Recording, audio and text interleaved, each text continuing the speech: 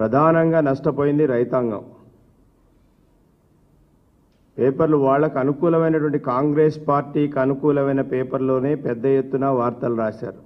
వెలుగు పేపరు ఇక్కడ ఇన్ఛార్జిగా జూబ్లీ హిల్స్ ఎన్నికల్లో ఇన్ఛార్జిగా ఉన్నటువంటి వివేక్ గారి పేపర్ రాసింది. నేలవారినటి వరి, తడిసి ముద్దైన పత్తి, జాలువారుతున్న మిరప, మురిగిపోతున్న సోయా, వరదలో కొట్టుకుపోయిన ఒడ్లు మక్కలు. ఇంత పెద్ద ఎత్తున నష్టం జరిగితే కనీసం ఒక సమీక్ష చేయాలనే ఒక ఆలోచన లేనటువంటి ప్రభుత్వం, ఒక దుర్మార్గమైన ప్రభుత్వం ఈ రాష్ట్రంలో ఉంది. దున్నపోతు కనుక నిద్రపోతున్నటువంటి ఏ విధమైన పరిస్థితి ఉందో ఈ రాష్ట్ర ప్రభుత్వ పరిస్థితి ఆ విధంగా ఉంది. రైతులకు నష్టం జరిగితే గతంలో కూడా ప్రకృతి నష్టాలు జరిగినప్పుడు అది వరద కానివ్వండి, వ్యవసాయం నష్టపోయినా కానీ, భద్రాచలంలో పెద్ద ఎత్తున వరదొస్తే గోదావరికి కేసీఆర్ గారు స్వయంగా ఆనాటి ముఖ్యమంత్రిగా పర్యటన చేశారు. అక్కడ ప్రజలను ఓదార్చారు, వారి కన్నీళ్లు దుడిచారు. ఖమ్మం జిల్లాలో అనేక మండలాల్లో, వరంగల్ జిల్లాలో అనేక మండలాల్లో మొక్కజొన్న రైతులు నష్టపోతే స్వయంగా కేసీఆర్ గారు వెళ్ళి వారికి ఓదార్చి ఎకరాకు 10,000 రూపాయలు ఇవ్వటం జరిగింది. రాష్ట్రంలో జరిగినటువంటి అనేక వరదల్లో అటు కేటీఆర్ గారు, హరీష్ రావు గారు క్షేత్రస్థాయిలో పర్యటించి ఆ బాధితుల్ని ఆదుకొని వాళ్ళని ఓదార్చిన సంఘటనలు ఉన్నాయి. కానీ ఇవాళ ఈ మంత్రులు ఎక్కడున్నారు, ముఖ్యమంత్రి ఎక్కడున్నాడు అర్థం కాని పరిస్థితి. తెలంగాణ బిడ్డలకి అర్థం కాని పరిస్థితి. ఎందుకంటే నిన్న ఒక చిన్న హృదయ విదారకమైనటువంటి సంఘటన. ఖమ్మం జిల్లాలో కొనిజర్ల మండలం నిమ్మవాగు పొంగి పొర్లింది. అది ఎప్పుడూ పొంగి పొర్లుతూనే ఉంటుంది. కొంచెం వరద వచ్చినా అది పొంగుతూనే ఉంటుంది. ఎందుకంటే అది వైరా రిజర్వాయర్కి ఫీడింగ్ చేసేది. ఒక డీసీఎం డ్రైవరు ఆయనకు తెలియక అక్కడికి వెళ్ళిపోతే ఆ వరదలో కొట్టుకొని పోయాడు. మరి అక్కడున్న పోలీస్ యంత్రాంగం ఏం చేస్తుంది, రెవెన్యూ యంత్రాంగం ఏం చేస్తుంది? మీకు కనీసం బారికేడ్లు పెట్టాలనేటువంటి కామన్ సెన్స్ కూడా మీకు లేదా ఈ రాష్ట్ర ప్రభుత్వానికి? అక్కడున్న స్థానిక ప్రజలు పాపం ఆదుకోవటానికి పోయారు. ప్రజలు ఆదుకోవటానికి పోతున్నారు, మరి ప్రభుత్వం ఏం చేస్తుంది? మీరు ఎక్కడున్నారు? నిద్రపోతున్నారా? కనీసం బారికేడ్ పెట్టి ఒక పోలీస్ ప్రొటెక్షన్ పెట్టి మీరు ఇటువైపు ఎవరు వెళ్ళకూడదని చెప్పేటువంటి పరిస్థితి. అంటే ప్రజల యొక్క ప్రాణాలని గాలికి వదిలేస్తుంది ఈ ప్రభుత్వం. అట్లాగే అనేక ప్రాంతాల్లో రోడ్లు జలమయమైపోయినాయి. స్వయంగా ఈ రాష్ట్రానికి డిప్యూటీ ముఖ్యమంత్రిగా ఉన్న బట్టి విక్రమార్క గారు ప్రాతినిధ్యం వహిస్తున్న మదిర పట్టణంలో నిన్న ప్రజలు పెద్ద ఎత్తున ఆందోళనకు దిగారు. అయ్యా మమ్మల్ని రక్షించండి, ఈ వరద నుంచి మమ్మల్ని రక్షించండి, ఎన్ని సంవత్సరాలు ఈ బాధ పెడతామని. ఆయన ఇప్పుడు 4 సార్లు ఎమ్మెల్యే, అక్కడి నుంచి 4 సార్లు ఎమ్మెల్యే గెలిచాడు. కానీ 4 సార్లు ఆయన చేసింది శూన్యం. ప్రజలు నిన్న పెద్ద ఎత్తున మీ మీడియాలోనే వచ్చింది, మమ్మల్ని రక్షించండి మహాప్రభు, మీరు హైదరాబాద్ వదిలిపెట్టి మదిరకు రండి, మమ్మల్ని రక్షించండి అని ప్రజలు రోడ్లెక్కి గొడవ చేశారు. ఖమ్మం నడిబొడ్డున బైపాస్ రోడ్లో డ్రైనేజీ వ్యవస్థ అస్తవ్యస్తమై వాటి మెయింటెనెన్స్ లేక, వాటి డబ్బులు ఇవ్వలేక, ప్రభుత్వం డబ్బులు ఇవ్వలేక మున్సిపాలిటీ చేతులు ఎత్తేస్తే నిన్న వరద నీరు మొత్తం రోడ్ల మీద విలయట తాండవం చేసింది. ఇళ్లలోకి నీళ్లు వచ్చినాయి. ప్రజలు రోడ్ల మీద ఆందోళన చేశారు. ఓ పక్కనేమో జిల్లాకి 3 మంత్రులు ఉన్నారనేటువంటిది పేరుకు మాత్రం గొప్పగా కనపడుతుంది. కానీ వారి పని విధానం మాత్రం శూన్యం. ఇంకొక ఆయన బీహార్ పోయిండు, బీహార్ ఎన్నికల్లో మునిగి తేల్తా ఉన్నాడు. ఖమ్మం పట్టదు ఆయనకి, ఖమ్మం గురించి ఆలోచన లేదు.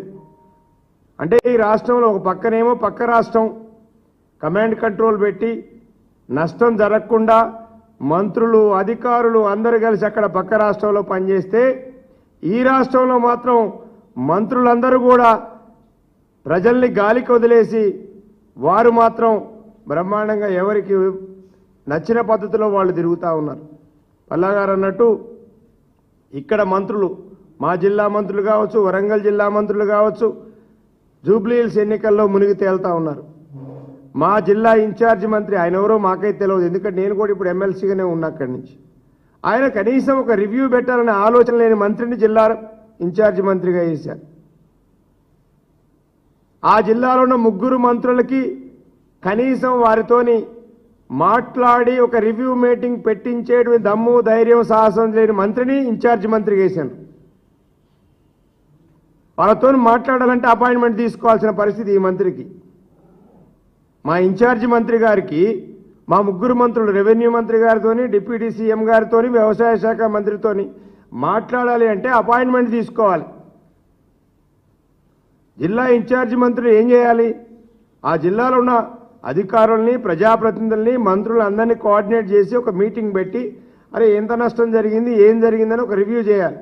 రివ్యూ చేయలేని పరిస్థితులలో ఒక జిల్లా ఇన్ఛార్జి మంత్రి ఉన్నాడు. రైతులు ప్రధానంగా పత్తి రైతులు వరి రైతులు చాలా అంటే చాలా ఇబ్బందిగా సూర్యాపేట నుంచి మీరు ఖమ్మం కానీ కోదాడ నుంచి ఖమ్మం వెళ్తే మీరు పాత్రికేయ మిత్రులు మీరు చూడండి. ఇవాళ వరి కోసి రోడ్ల మీద పోసినటువంటి వరి ధాన్యం మొత్తం కూడా కొట్టకపోతా ఉంది. నీళ్ళల్లో మొత్తం తడిచిపోయింది. రెండు పొలాల్లో ఉన్నటువంటి వరి ఈలినదని మొత్తం కూడా కోతకొచ్చిన వరి అంతా కింద పడిపోయింది.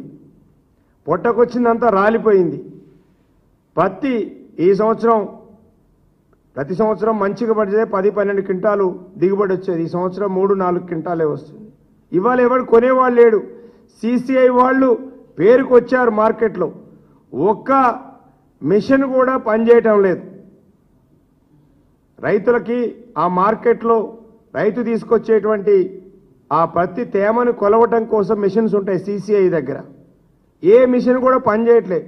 వాళ్ళు చేతులు పెడతారు బస్తాల్లోకి, వారు చెప్పిందే వేదం. ఇక్కడున్న సిసిఐ కూడా వ్యాపారులతో కుమ్మక్కయి తేమ శాతం 20% ఉంది 30% ఉంది వాళ్ళకి వాళ్ళే డిసైడ్ చేస్తారు. ఏమయ్యా మీరు మిషన్లు పెట్టినారంటే మిషన్లు పనిచేయట్లేదు సార్ అంటాడు. అంటే మిషన్ చూస్తుందా తేమ శాతం, చెయ్యి చూస్తుందా? అంటే కనీసం రైతులు మార్కెట్కు తెచ్చినటువంటి పత్తిని తేమ శాతం కొలవటానికి కావలసిన మిషన్లు కూడా పనిచేయలేని దౌర్భాగ్య పరిస్థితిలో ఈ యొక్క రాష్ట్రంలో ఉన్నటువంటి వ్యవసాయ మార్కెట్లలో ఉంది. ప్రత్యేకించి మాకు వ్యవసాయ శాఖ మంత్రి గారు మా జిల్లా నుంచే ఉన్నారు. తక్షణమే ఈరోజు నేను పేపర్లో చూసా, వారు కేంద్ర ప్రభుత్వాన్ని డిమాండ్ చేశారు. ఏమని? 20% తేమ ఉన్నా కొనాలని చెప్పేసి. కేంద్ర ప్రభుత్వం రాష్ట్ర ప్రభుత్వం రెండు రైతుల యొక్క నడ్డి విరుస్తున్నాయి. వారికి పెట్టుబడి సాయం సకాలంలో అందించరు, ప్రకృతి ఒక పక్క సహకరించదు, పండిన పంటని మార్కెట్కి తెస్తే కొని మద్దతు ధర ఇచ్చే పరిస్థితిలో కూడా ఈ రెండు రాష్ట్ర ప్రభుత్వం కేంద్ర ప్రభుత్వం విఫలమైంది. మేము డిమాండ్ చేస్తా ఉన్నాం, ఇమీడియట్గా పత్తి రైతుల వరి రైతులు అట్లాగే మక్క రైతులు అందరినీ కూడా తక్షణమే ఆదుకోవాలి. మీకు ఎన్నికలు ఉంటే ఎన్నికల ప్రచారం చేసుకోండి, మాకు అభ్యంతరం లేదు. కానీ రైతుల బాగోగులు పక్కకు పెట్టేసి మీరు ఎన్నికల్లో మునిగి తేలి రైతులకు అన్యాయం తక్షణం జిల్లాల్లో సమీక్ష సమావేశాలు పెట్టండి. మీ జిల్లా మంత్రులందరూ కూడా ప్రజాప్రతినిధులతోని అధికారులతోని సమీక్షా సమావేశాలు పెట్టి ఎంత మేరకు రైతులు నష్టపోయారు, ఏ విధంగా రైతులను ఆదుకుంటారో మీరు ఇమీడియట్గా సమావేశాలు పెట్టాలని డిమాండ్ చేస్తూ ఉన్నాం. అట్లాగే నష్టపోయిన రైతులకు కూడా పరిహారం ఇవ్వాలని బీఆర్ఎస్ పార్టీగా మేము డిమాండ్ చేస్తా ఉన్నాం. Thank you.